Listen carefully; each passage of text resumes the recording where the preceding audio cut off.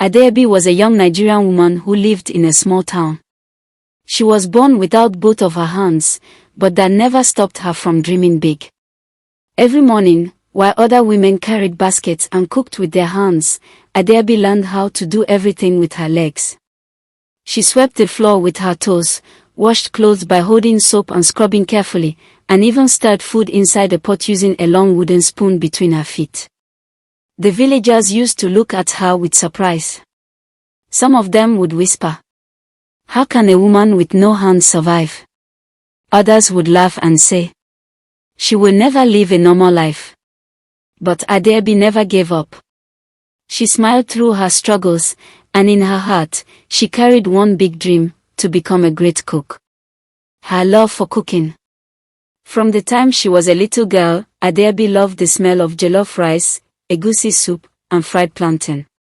She would sit in her mother's kitchen and watch carefully as the spices mixed together in the pot. One day, when she was about 12 years old, Reby asked her mother, "Mama, can I try to cook by myself?" Her mother looked worried. "But Reby, you don't have hands. Cooking fire is dangerous. What if you burn yourself?"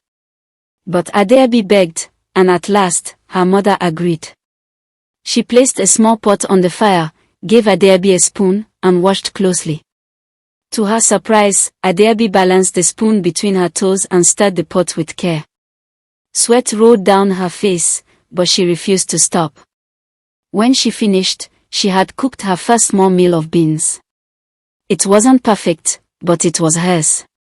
And from that day, Reby's journey as a cook began. Years passed. Reby grew into a strong, beautiful woman. She became well known in her community because of her courage. Whenever there was a wedding or naming ceremony, people would call Reby to cook.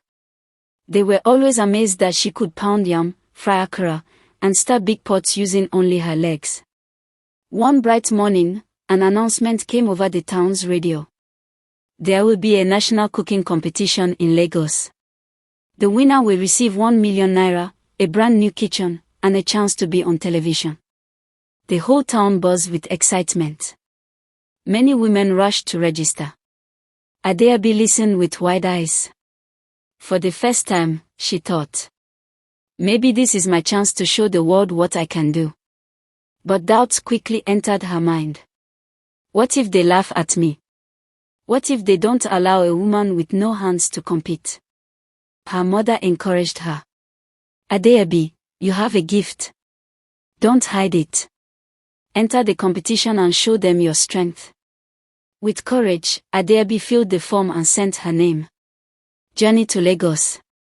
On the day of the competition, her mother tied her headscarf and packed her cooking tools. The whole village gathered to cheer her. Some shouted, "Reby, you can do it." Others clapped and danced as she entered the bus that would take her to Lagos. The journey was long. Dust rose from the road, and the bus shook as it passed through villages and towns.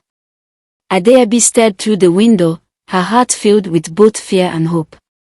When she finally arrived in Lagos, she saw tall buildings, busy streets, and bright lights. She had never seen a city so big. Her heart beat faster as she thought about the competition. The competition begins. The cooking hall was huge. Cameras stood in every corner, reporters held microphones, and judges sat at a long table waiting. Around her, other contestants, women and men, unpacked their ingredients: fresh tomatoes, pepper, fish, yam, and spices. When Reby entered, whispers filled the room. "Look at her, she has no hands. How will she cook? Is this a joke?" But Reby walked with her head held high. She set down her bag, placed her cooking tools on the table, and took a deep breath. The host shouted, "Let the cooking begin." Reby bent down, gripped a knife between her toes, and began slicing onions quickly. The judges stared in shock. Some contestants paused, unable to believe what they were seeing. Sweat covered Reby's face, but she kept going. She fried tomatoes, added spices, and stirred the pot with her legs. Slowly, the sweet smell of her jollof rice filled the hall. One judge leaned over and whispered, "This is unbelievable. She is cooking better than most of them, and she's doing it with her feet." The crowd that had once laughed began to clap. Reporters moved closer, cameras focused on her, and soon everyone was cheering. After 2 long hours, the host shouted, "Time is up. Contestants, stop cooking." Everyone dropped their spoons and knives. The hall was filled with the rich smell of fried fish, jollof rice, egusi soup, and many other Nigerian dishes. The judges stood up and began moving from table to table, tasting carefully. When they reached Adeobi's table, the hall went quiet. Many people leaned forward, waiting to see what would happen. The head judge lifted a spoon of her jollof rice, blew on it, tasted it, said, "This is perfect. The rice is smoky, the spices are balanced, and the fish is cooked just right." Another judge, a woman in a blue dress, tasted the egusi soup Adeobi had prepared. She closed her eyes and smiled. "This tastes like home. I cannot believe you cooked all this with your feet." The crowd erupted in applause. Some people even stood on their chairs, shouting her name. "Adeobi! Adeobi! Adeobi!" Tears filled Adeobi's eyes, but she wiped them quickly. She had worked so hard for this moment, and now people were finally seeing her talent. When all the judges had finished tasting, the host took the microphone. "Ladies and gentlemen, today we have witnessed something truly amazing. Many of you cooked well, but only one person can be our winner." The hall grew silent. Everyone's heart was beating fast. The host lifted an envelope and read the paper inside. "The winner of the national cooking competition is..." He paused for a long moment, and then shouted, "Adeobi." The hall exploded with cheers. Drums began to beat, people jumped, and even some contestants ran to hug her. Adeobi could not believe her ears. She fell to her knees, lifted her face toward the ceiling, and whispered, "Thank you, God." The judges placed a gold medal around her neck.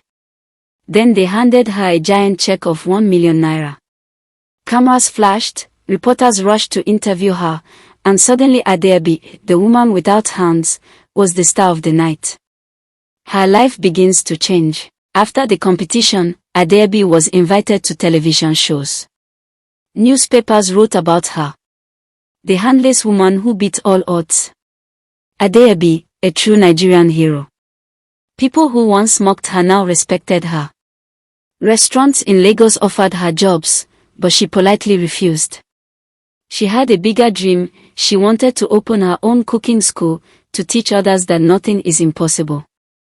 Back in her village, when the news reached home, people gathered in the town square to celebrate. They sang, danced, and praised her name. Children pointed at her picture in the newspaper and shouted. Her mother cried tears of joy.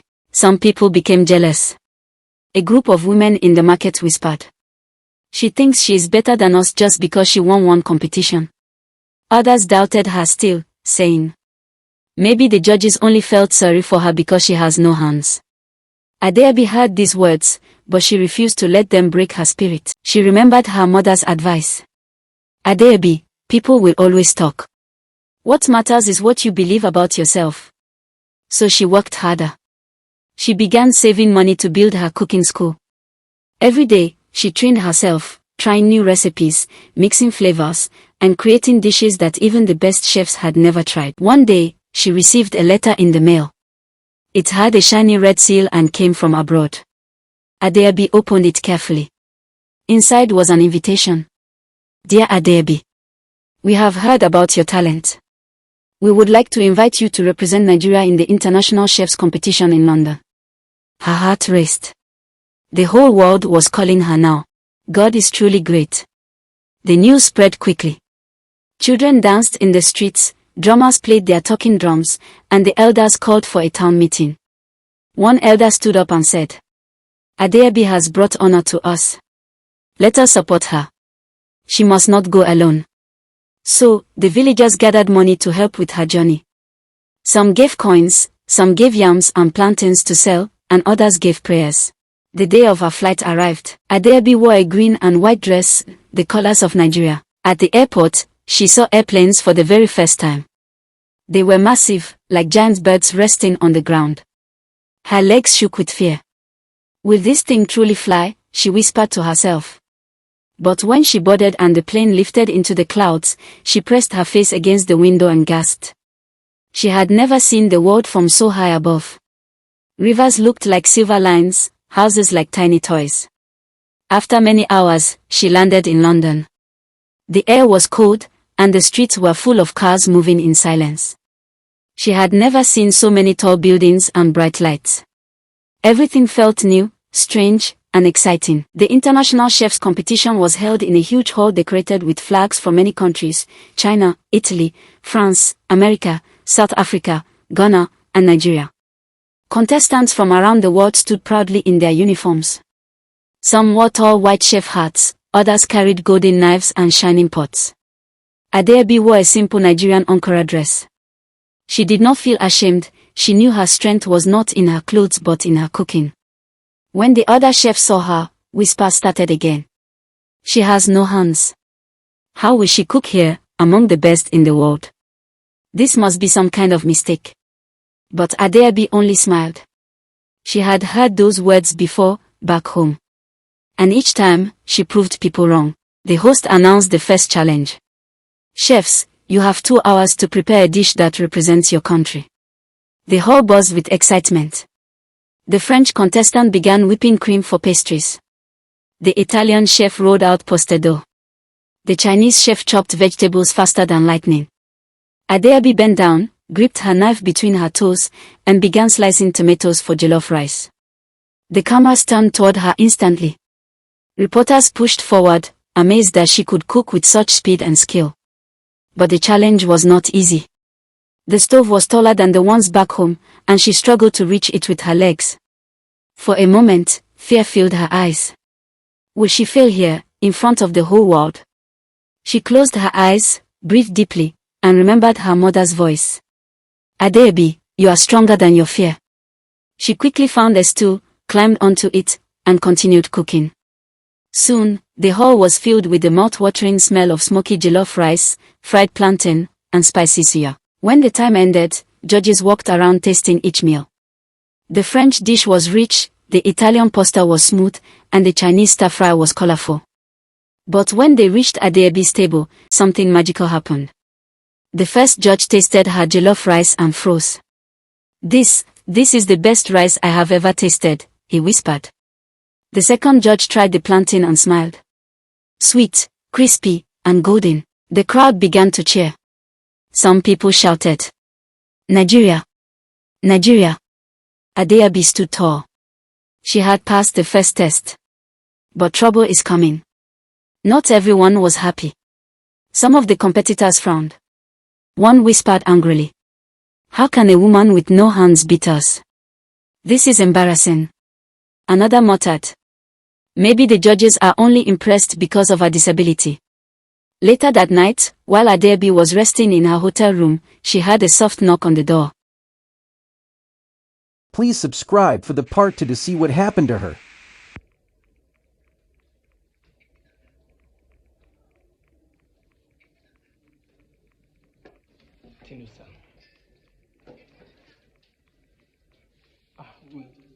Is she aware of the cat on the door? Okay.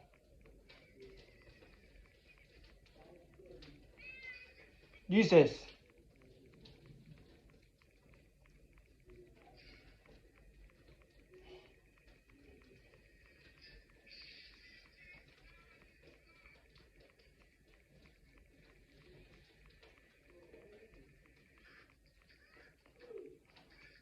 So that could be a very interesting movie. If any of you had the link, kindly comment the link in the comment section. I would love to react to the full video.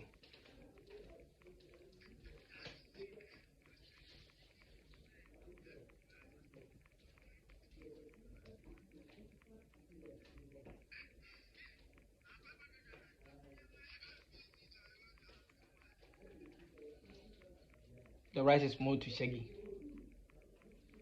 Shaggy is greedy. Shaggy.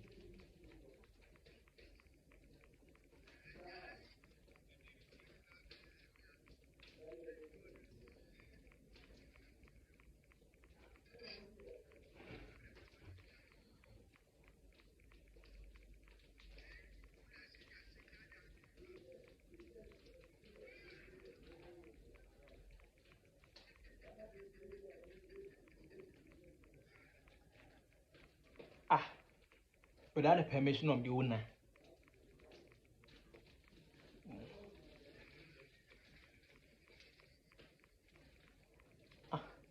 Not even one. Two.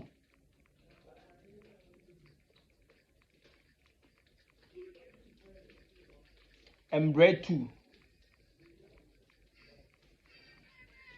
Jesus, every man. Shaggy, you are in trouble. Shaggy, you like palaver.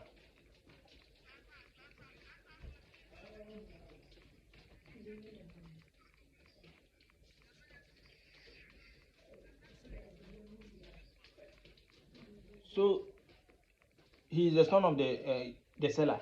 Shaggy is dead. Shaggy is dead. I know Shaggy is dead right now. Jesus.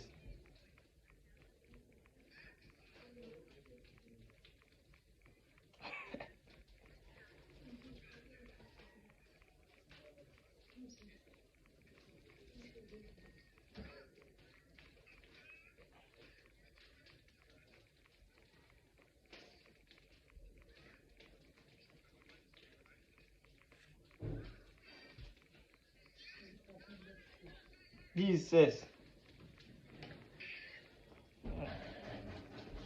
Who is a regular customer? A regular customer will not steal anything from.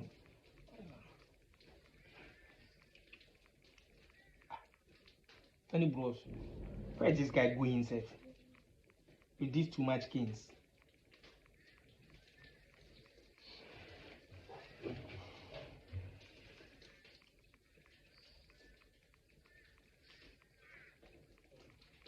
Okay. Funny bros, the teacher. So apparently she is a teacher. He's a teacher. Okay.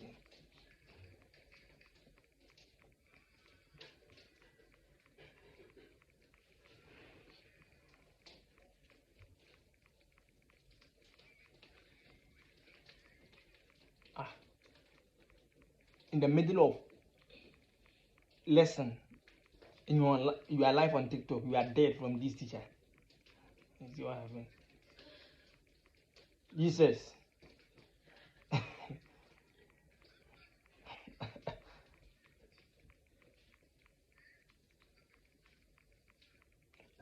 This boy, anytime that somebody do something, then he will accuse another person of that. There's something wrong with funny bros. Like, what? Jesus.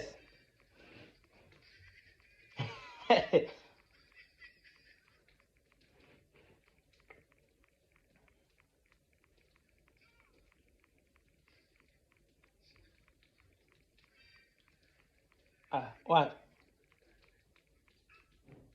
The boy is still doing it.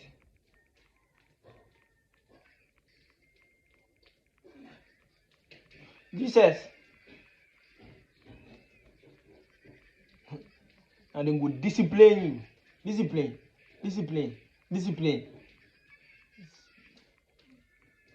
Jesus. Is he dead?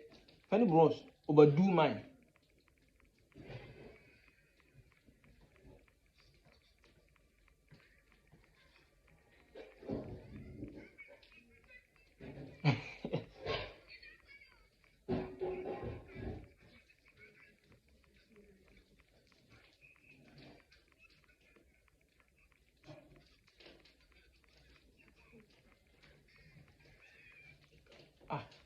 What is the native doctor doing in this matter?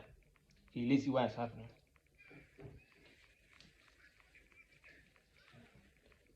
So he's the father of the boy. Funny bros, wahala D.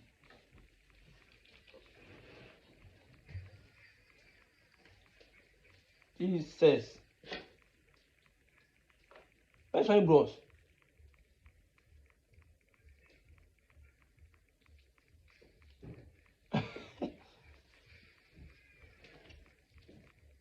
This says